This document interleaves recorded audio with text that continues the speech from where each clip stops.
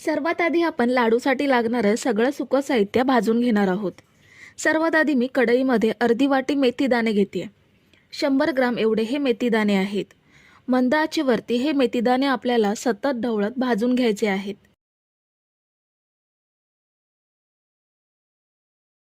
4 मिनिटांनंतर बघू शकता ह्यांचा रंग चेंज झालाय. छान लालसर रंगात भाजले गेलेत. आता हे आपण कढईमधून काढून घेऊयात. पुन्हा कढईमध्ये अर्धी वाटी अळीव घेते. अळीव सुद्धा मी 100 ग्राम एवढे घेतलेत. हे सुद्धा आपल्याला मंद आचेवरती सतत ढवळत भाजून घ्यायचे आहेत.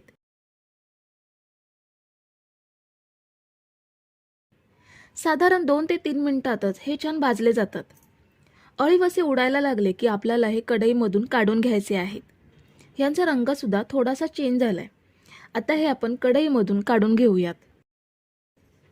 पुन्हा मी कढईमध्ये पाव वाटी खसखस घेते. वजनी हे 50 ग्राम एवढे आहेत. हे सुद्धा आपल्याला मंद आचेवरती भाजून घ्यायचे आहेत. साधारण मिनिटभर खसखस भाजून घेतलाय. आता कढईमधून काढून घेऊयात. पुन्हा आपल्याला सुकं खोबरं मंद आचेवरती भाजून घ्यायचं आहे. कढईमध्ये मी 2 वाटी सुकं खोबरं घेतलं. 250 ग्राम एवढं हे सुकं खोबरं आहे. सगळ्या साहित्याचं प्रमाण मी डिस्क्रिप्शन बॉक्समध्ये दिलेलं आहे. इथे हे साहित्य किती वेळ आणि कसं भाजायचं ते पाहूयात. सुकं खोबरं सुद्धा 4 मिनिटं भाजून घेतलंय. छान भाजलं गेलंय. कढईमधून काढून घेऊयात. इथे आपलं सगळं सुकं साहित्य भाजून झालंय. मेथी दाणे, अळीव, खसखस आणि सुकं खोबरं आपण सुकंच भाजून घेतलंय. आता बाकीचं साहित्य आपण तुपात भाजून घेणार आहोत. कढईमध्ये पाव वाटी साजूक तूप घ्यायचं आहे. 75 ग्राम एवढं हे तूप आहे. ह्यामध्ये आपण सगळे ड्रायफ्रुट्स भाजून घेणार आहोत. 150 ग्राम एवढे खारीक घेतलेत. खारीक पावडर आपण वेगळी घेणार नाही आहोत. अख्खी खारीक आपण ड्रायफ्रूट सोबत घेतोय. अर्धी वाटी अक्रोड घ्यायचे आहेत. अर्धी वाटी बदाम घेतेय. अर्धी वाटी काजू घेऊयात. हे सगळे ड्रायफ्रुट्स आपल्याला 3 ते 4 मिनिटे मंद ते मध्यम आचेवरती भाजून घ्यायचे आहेत. तुपात तळून घेतल्यामुळे ह्याची आपण जी भरड करून घेणार आहोत त्याला तुपाचा छान स्वाद येईल आणि लाडू खायला सुद्धा चविष्ट लागेल. सुका मेवा आपण तुपात छान तळून घेतलाय. आता हे तुपातून बाहेर काढून घेऊयात. शिल्लक राहिलेल्या तुपामध्ये आपण डिंक तळून घेणार आहोत. 150 ग्राम एवढा डिंक मी या लाडूंमध्ये वापरणार आहे. 2 बॅचमध्ये आपण हा डिंक तळून घेऊयात. घेतलेल्या डिंकापैकी अर्धा डिंक आपण तळून घेऊयात. डिंक छान तळला गेलाय. कढईमधून काढून घेऊयात. आता या शिल्लक तुपामध्येच राहिलेला सगळा डिंक तळून घेऊयात. डिंक तळायला जास्त तूप लागत नाही. आहे त्या तुपातच आपण डिंक तळून घेणार आहोत. हा बघा, खूप छान डिंक तळला गेलाय. कढईमधून काढून घेऊयात. डिंक तळून घेतल्यानंतर कढईमध्ये जरा सुद्धा तूप शिल्लक राहिलं नाहीये. पण डिंकाचे बारीक बारीक कण कढईला लागलेले आहेत. ह्याच कढईमध्ये आपण गव्हाचं पीठ भाजून घेणार आहोत. त्यामुळे डिंकाचे कण पिठामध्ये मिक्स होतील. गव्हाचं पीठ मी 2 वाटी गच्च भरून घेतलंय. 300 ग्राम एवढं हे पीठ आहे. आणि आपलं जे नेहमीचं चपातीचं पीठ असतं तेच पीठ घेतलंय. सुरुवातीला आपल्याला हे 5 मिनिटं कोरडंच भाजून घ्यायचं आहे. मंद आचेवरती पीठ आपण छान भाजून घेऊयात. 5 मिनिटांनंतर आपण ह्यामध्ये तूप ॲड करूयात. पोहे खायचे 2 चमचे तूप होतील एवढंच तूप आपल्याला ह्यामध्ये ॲड करायचं आहे. तूप पिठामध्ये छान मिक्स करून घेऊयात. पुन्हा आपण हे सतत ढवळत मंद आचेवरती लालसर रंगात भाजून घेऊयात.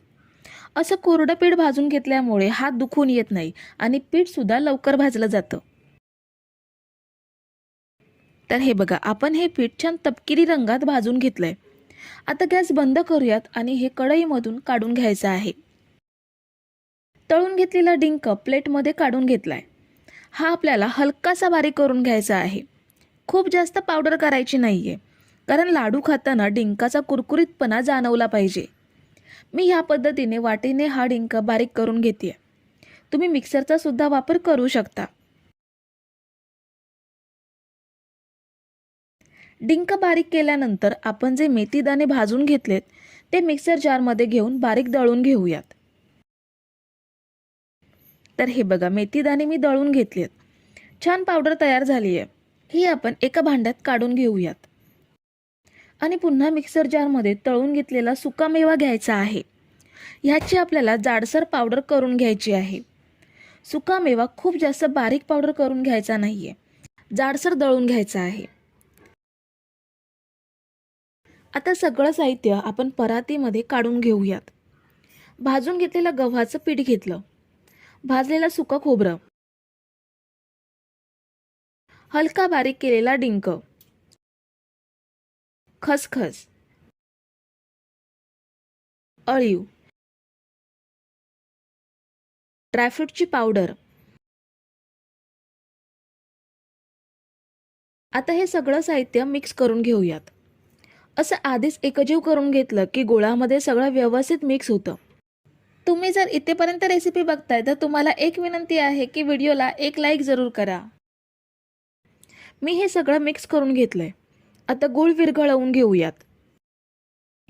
कढईमध्ये पूर्ण 1 वाटी तूप घ्यायचं आहे. 300 ग्राम एवढं तूप आहे.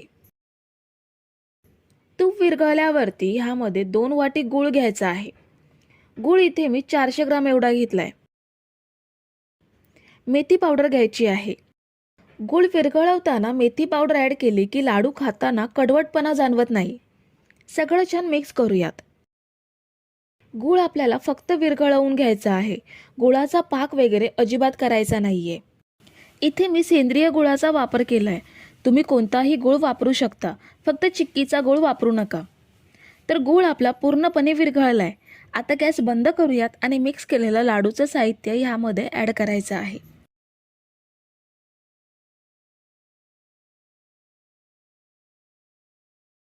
दोन चमचे वेलची पावडर ॲड करते. तुम्ही सुंठ पावडर किंवा जायफळ पावडरचा सुद्धा वापर करू शकता. आता हे सगळं आपल्याला एकजीव करून घ्यायचं आहे. इथे एक गोष्ट लक्षात घ्या, गॅस आपला पूर्णपणे बंद आहे. गॅस बंद करूनच आपल्याला हे मिक्स करायचं आहे. कढई मी आता प्लॅटफॉर्मवर घेतली आहे, त्यामुळे मला मिक्स करायला सोपं जाईल. लाडूचं साहित्य गुळाच्या मिश्रणात मी छान एकजीव करून घेतलंय.